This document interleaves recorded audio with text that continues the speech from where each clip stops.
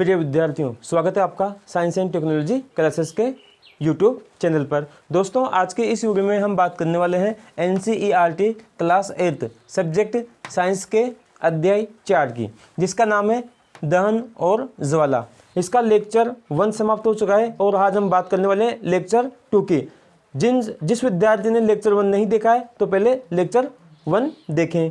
सभी विद्यार्थी नोट्स की कॉपी कंप्लीट लेकर बैठें और समझने के साथ साथ नोट्स भी कंप्लीट करते रहें, है ना। बात करते हैं ईंधन के दहन से प्राप्त होने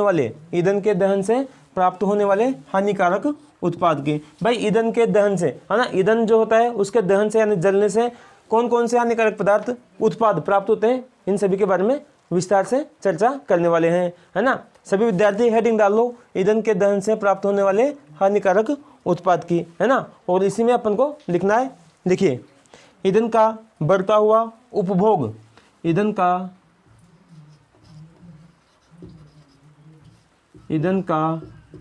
बढ़ता हुआ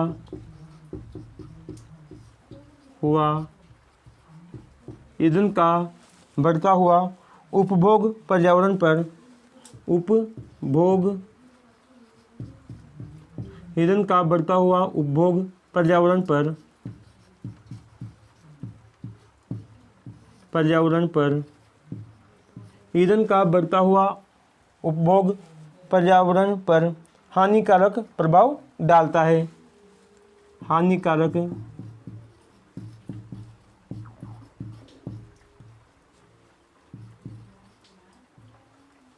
हानिकारक प्रभाव डालता है।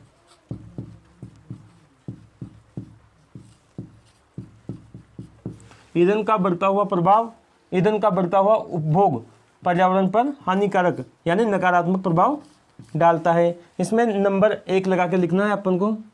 नंबर 1 लिखो इसमें, जैसे कि लकड़ी, कोयला, है ना, और पेट्रोल जैसे, है ना, लकड़ी,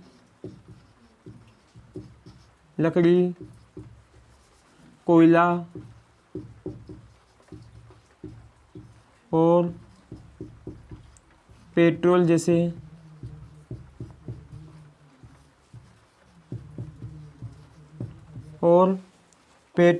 जैसे कार्बन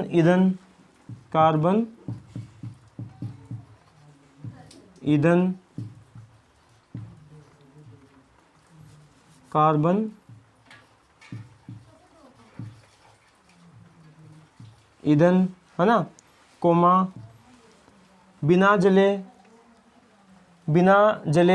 कार्बन कण, बिना जले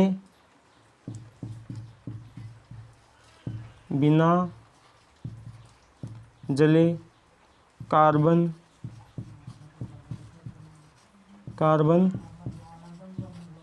कण, है ना, बिना जले कार्बन कण छोड़ते हैं, है ना, कार्बन कण छोड़ते हैं,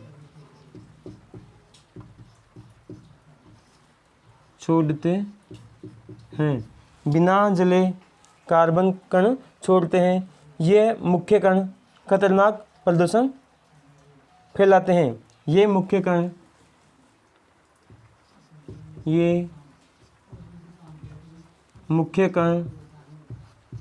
खतरनाक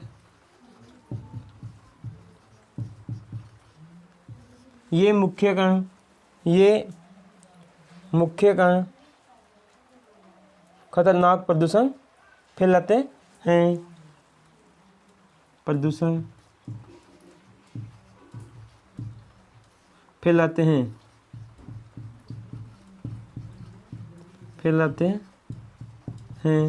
खतरनाक प्रदूषण फैलाते हैं जो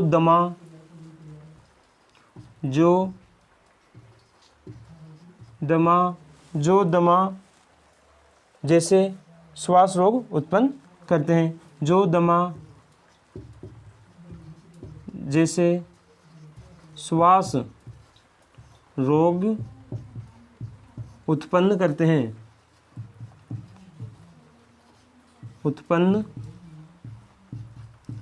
करते हैं। एक बात समझ लेते हैं भाई इसको। ईंधन के दहन से प्राप्त होने वाले हानिकारक उत्पाद, है ना। ईंधन का बढ़ता हुआ उपभोग पर्यावरण पर क्या करता है, हानिकारक प्रभाव डालता है। नंबर 1, लकड़ी, कोयला और पेट्रोल जैसे कार्बन ईंधन बिना जले कार्बन कण छोड़ते हैं। लकड़ी हो गया, कोयला हो गया और पेट्रोल, है ना, जैसे कार्बन ईंधन क्या करते हैं, बिना जले ही कार्बन के कण छोड़ते हैं। ये मुख्य कण क्या करते हैं, बहुत ही खतरनाक प्रदूषण फैलाते हैं, जिससे दमा जैसे श्वास रोग उत्पन्न होते हैं। नेक्स्ट बात करते हैं नंबर 2 की। लिखो भाई, ईंधनों का अपूर्ण दहन, ईंधनों का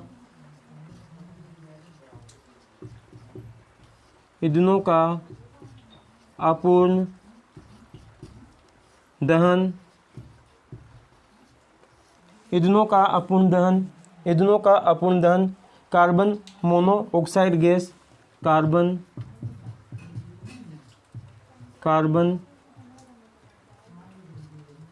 मोनोऑक्साइड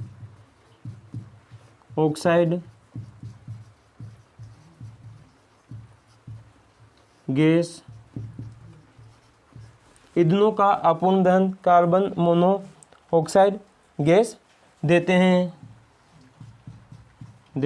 ईंधनों का अपूर्ण दहन क्या होता है, ईंधनों का अपूर्ण दहन कार्बन मोनोऑक्साइड गैस देते हैं, जो अत्यंत विषैली होती है। जो क्या होती है, अत्यंत विषैली होती है। जो अत्यंत विषैली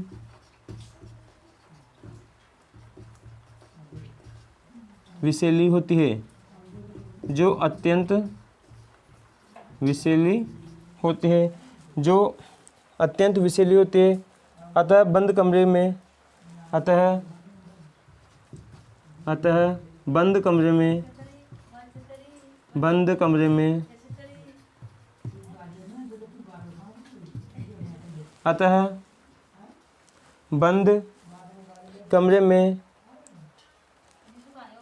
कोयला जलाना खतरनाक होता है। अतः बंद कमरे में क्या होता है, कोयला जलाना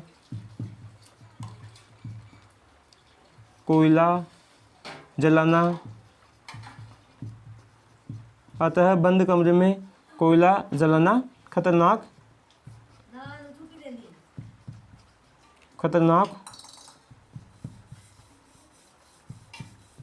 होता है। अतः बंद कमरे में कोयला जलाना खतरनाक होता है ना। स्क्रीनशॉट ले लो बच्चों, ऊपर का मिटा रहा हूँ। बंद कमरे में, अतः बंद कमरे में कोयला जलाना क्या होता है, खतरनाक होता है। होता है कि नहीं होता है, होता है ना। हाँ, जिससे क्या होता है, आगे लिखने वाले हैं। जिससे उत्पन्न कार्बन मोनोऑक्साइड गैस, जिससे उत्पन्न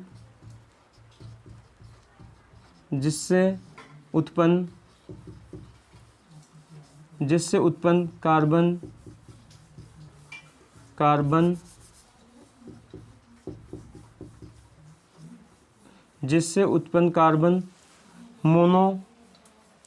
मोनोऑक्साइड गैस, कार्बन मोनोऑक्साइड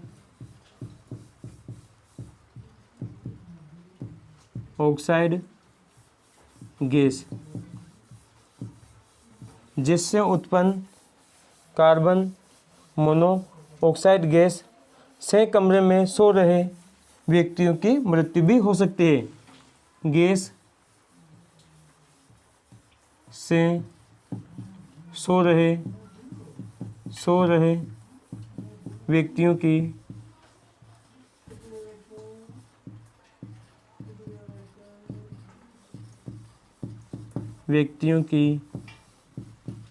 मृत्यु भी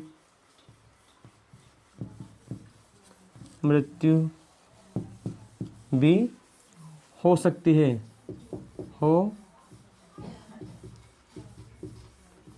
है। कमरे में सो रहे व्यक्तियों की मृत्यु भी हो सकती है ना। ईंधन के दहन से प्राप्त होने वाले हानिकारक उत्पाद। नंबर 2, ईंधनों का अपूर्ण दहन यानी आधा जलना कार्बन मोनोऑक्साइड गैस देते हैं ना। ईंधन जो होते हैं वो अपूर्ण दहन यानी आधे जलने पर धुआं उठता है, कार्बन उठता है ना, और क्या करता है वो कार्बन मोनोऑक्साइड गैस देता है, जो अत्यंत क्या होती है, विषैली होती है, जो अत्यंत क्या होती है, विषैली होती है। अतः बंद कमरे में कोयला जलाना क्या होता है, खतरनाक होता है। जिससे क्या होती है, जिससे उत्पन्न कार्बन मोनोऑक्साइड गैस से, है ना, जिससे उत्पन्न कार्बन मोनोऑक्साइड गैस से कमरे में सो रहे व्यक्तियों की क्या हो जाती है, मृत्यु भी हो सकती है ना। नेक्स्ट हेडिंग डालो, विश्व उष्णन। विश्व उष्णन यानी ग्लोबल वार्मिंग, जिसे ग्लोबल वार्मिंग भी कहा जाता है ना। हेडिंग डालो भाई, विश्व उष्णन।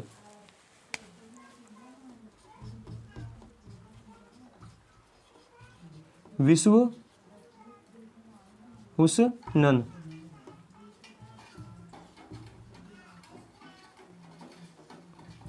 विश्व उष्णन जिसे ग्लोबल वार्मिंग, क्वेश्चन में लिख लो, ग्लोबल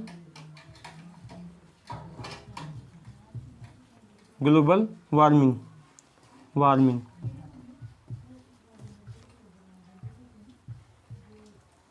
ग्लोबल वार्मिंग, विश्व उष्णन यानी कि ग्लोबल वार्मिंग। लिखते हैं इसके बारे में, ग्लोबल वार्मिंग क्या होती है ना, इसके क्या नुकसान है, क्या फायदे हैं, उनके बारे में देखते हैं। लिखो भाई, अनेक ईंधनों के दहन से, अनेक ईंधनों के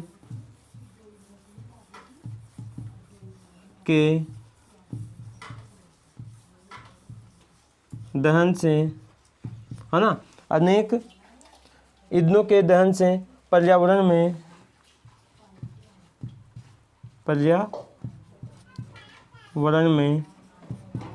अनेक ईंधनों के दहन से पर्यावरण में कार्बन डाइऑक्साइड गैस फैलती है। Carbon dioxide gas, carbon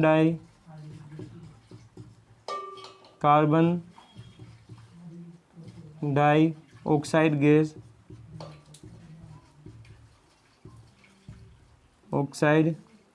carbon dioxide gas फैलती है,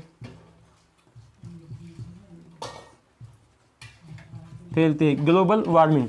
अनेक ईंधनों के दहन से पर्यावरण में क्या होता है, पर्यावरण में कार्बन डाइऑक्साइड गैस फैलती है। अनेक ईंधनों के दहन से यानी अनेक प्रकार के जो ईंधन होते हैं, है ना, उनको वह जलने पर क्या होता है, पर्यावरण प्रदूषण होता है और पर्यावरण में कार्बन डाइऑक्साइड गैस फैलती है। आगे लिखो भाई, वायु में कार्बन डाइऑक्साइड गैस अधिक मात्रा में फैलना। लिखो, वायु में कार्बन डाइऑक्साइड गैस, वायु में कार्बन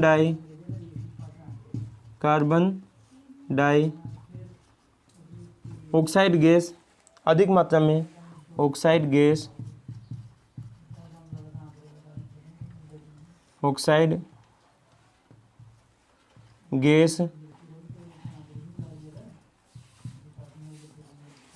वायु में कार्बन डाइऑक्साइड गैस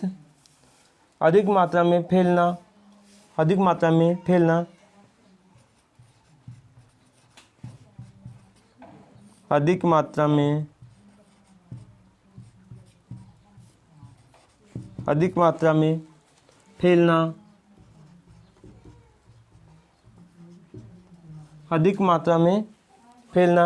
विश्व उष्णन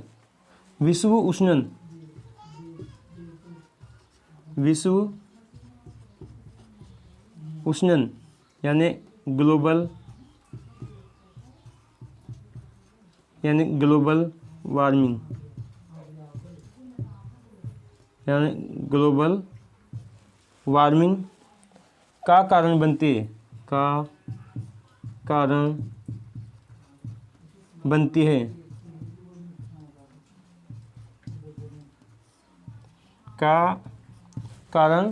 बनती है, एक बार फिर देखते हैं भाई इसको। विश्व उष्णन यानी कि ग्लोबल वार्मिंग क्या होती है भाई, अनेक ईंधनों के दहन से, अनेक ईंधनों के जलने से पर्यावरण प्रदूषण हो जाता है और पर्यावरण प्रदूषण होने से पर्यावरण में कार्बन डाइऑक्साइड गैस फैल जाती है, जो वायु में कार्बन डाइऑक्साइड गैस अधिक मात्रा में होने पर या फैलने पर विश्व उष्णन यानी ग्लोबल वार्मिंग का कारण बनती है ना। नेक्स्ट हेडिंग डालो भाई, अम्ल। नेक्स्ट हेडिंग डालो अम्ल, है ना। कैसे बनते हैं भाई अम्ल, है ना। यहाँ पढ़ना है अम्ल कैसे बनते हैं ना, न कि अम्ल क्या होते हैं, या ना। अम्ल के बारे में देखते हैं भाई। अम्ल हेडिंग डालो अम्ल और लिखो इसके बारे में। सल्फर और नाइट्रोजन के ऑक्साइड वर्षा। सल्फर और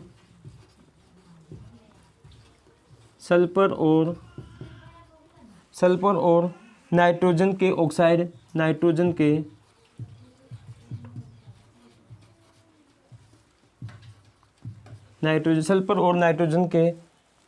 सल्फर और नाइट्रोजन के ऑक्साइड वर्षा, सल्फर और नाइट्रोजन के ऑक्साइड वर्षा जल में घुल जाते हैं, जल में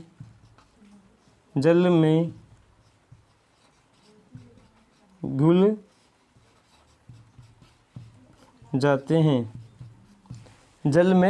जाते हैं, अम्ल, है ना। अम्ल सल्फर और नाइट्रोजन के जो ऑक्साइड होते हैं वो ऑक्साइड वर्षा जो होती है ना, सल्फर और नाइट्रोजन की जो ऑक्साइड वर्षा होती है वो जल में घुल जाती है ना। और क्या करते हैं, अम्ल बनाते हैं, ऊपर लिख रहा हूँ भाई ना, और अम्ल बनाते हैं।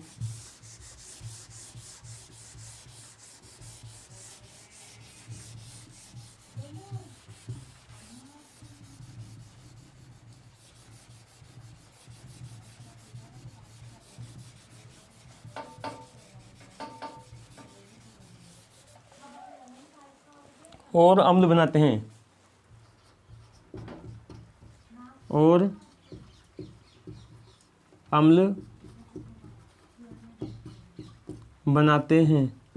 और अम्ल बनाते हैं। अतः ऐसी होने वाली वर्षा को ऐसी होने वाली वर्षा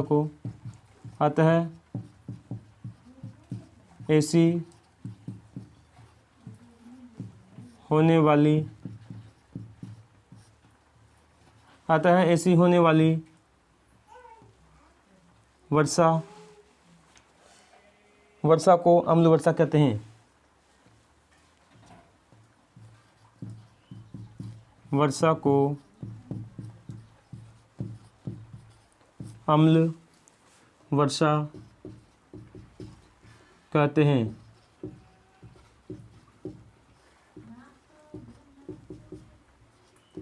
अतः ऐसी होने वाली वर्षा को अम्ल वर्षा कहते हैं, है ना।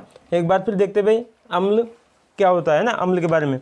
अम्ल सल्फर और नाइट्रोजन के ऑक्साइड वर्षा जल में घुल जाते हैं। सल्फर और नाइट्रोजन के जो ऑक्साइड वर्षा होते हैं वो क्या होते हैं, जल में घुल जाते हैं और अम्ल बनाते हैं, है ना। सल्फर और नाइट्रोजन के जो ऑक्साइड वर्षा होते हैं वो जल में घुल जाते हैं और जल में घुलकर अम्ल बनाते हैं। अतः ऐसी होने वाली वर्षा को अम्ल वर्षा कहते हैं, है ना। जो भवनों, आगे लिखो, जो भवनों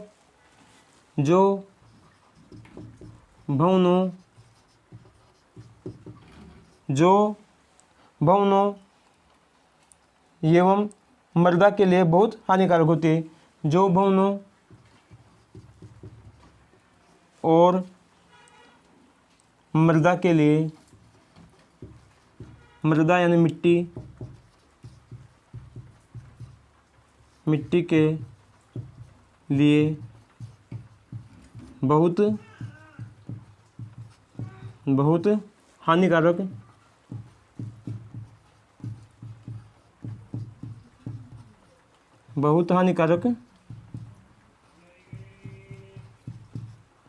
होती है, हानिकारक होती है ना। नेक्स्ट बात करते हैं CNG की, है ना। CNG की, जो कि पिछली वाली वीडियो में लेसन 3 में भी अपन ने पढ़ा था, लेकिन एक बार फिर मैं बता देता हूँ, है ना। CNG की फुल फॉर्म होती है कॉम्प्रेस्ड नेचुरल गैस। क्या होती है, कॉम्प्रेस्ड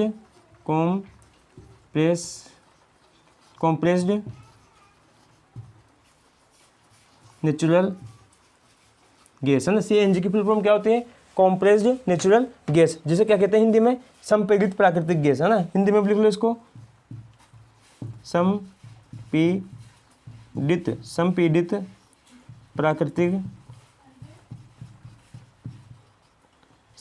प्राकृतिक गैस, है ना।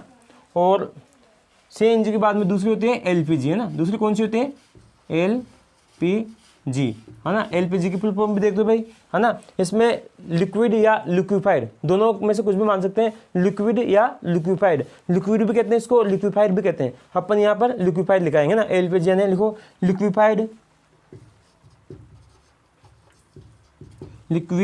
FIED, liquefied petroleum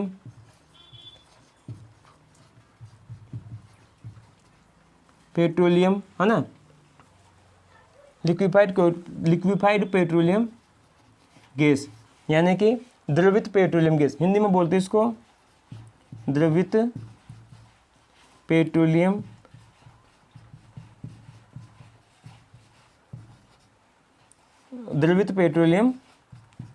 gas. इसी के साथ लेसन 4 दहन और ज्वाला समाप्त होता है।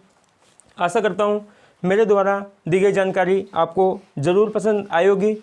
Please like, comment, share and subscribe our channel. Thanks for watching this video. मिलते हैं अगली वाली नेक्स्ट वीडियो में, तब तक के लिए बाय बाय।